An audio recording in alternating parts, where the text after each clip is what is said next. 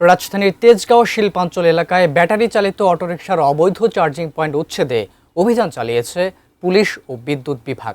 এ সময় স্থানীয়দের তোপের মুখে পড়েন অভিযানে থাকা কর্মকর্তারা। বিদ্যুৎ বিভাগের দাবি, প্রতিদিন এই এলাকা থেকে শত শত মেগাওয়াট বিদ্যুৎ অবৈধভাবে ব্যবহার করা হচ্ছে।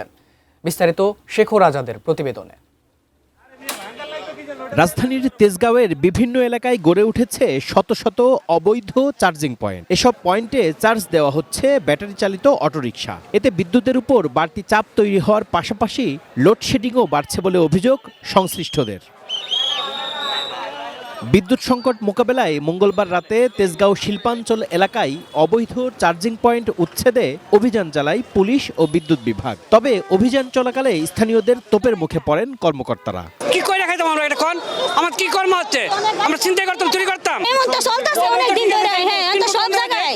কিন্তু আমরা আগে ব্যবহার করছি না, এখন ব্যবহার করতেছি। এর জন্য আগে আমরা মিটার ছিল, তাই আমরা মিটার কেটে নেওয়ার পরে আমরা ব্যবহার করতেছি। এটাই এটা তার একদিনে এত লক্ষ লক্ষ গাড়ি হয় নাই, তাহলে এত লক্ষ হইতে দিল কেন সরকার কাছে আমার প্রশ্ন। এভাবে এসে রাতের বেলা আইসা কোনো অভিযান দেওয়া, এটা তো একটা সভ্য দেশে এরকম হতে পারে না। বিদ্যুৎ বিভাগ বলছে নিয়মিত কার্যক্রমের অংশ হিসেবেই এই অভিযান পরিচালনা করা হচ্ছে। তাদের অভিযোগ, এই অঞ্চল থেকে প্রতিদিন শত শত মেগাওয়াট বিদ্যুৎ অবৈধভাবে ব্যবহার করা হচ্ছে। স্থায়ী সমাধান এই জন্য হচ্ছে না, এরা হলো স্থানীয় দুর্বৃত্ত এবং খারাপ লোকজন।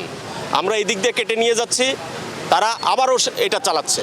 তাহলে আমরা দিনের বেলা কেটে নিয়ে যাচ্ছি, রাত্রে চালাচ্ছে। ডিএমপির তেজগাঁও ট্রাফিক বিভাগের উপপুলিশ কমিশনার রফিকুল ইসলাম বলেন, সংঘবদ্ধ একটি চক্রের কারণে বারবার অভিযান পরিচালনা করেও পুরোপুরি নিয়ন্ত্রণে আনা যাচ্ছে না অবৈধ সংযোগ। স্থানীয় লোকজন আমাদের কাজকর্মে কিন্তু তারা অনেক সংঘবদ্ধ হয়েই বাধা প্রদান করেছেন এবং আমাদের যেই ট্রাকে যেই রিক্সাগুলো জব্দ করা হয়েছিল সেগুলো তারা কিন্তু প্রায় 400-500 নারী পুরুষ এসে এগুলো জবরদস্তি করে এগুলো কিন্তু নামিয়ে নিয়েছে।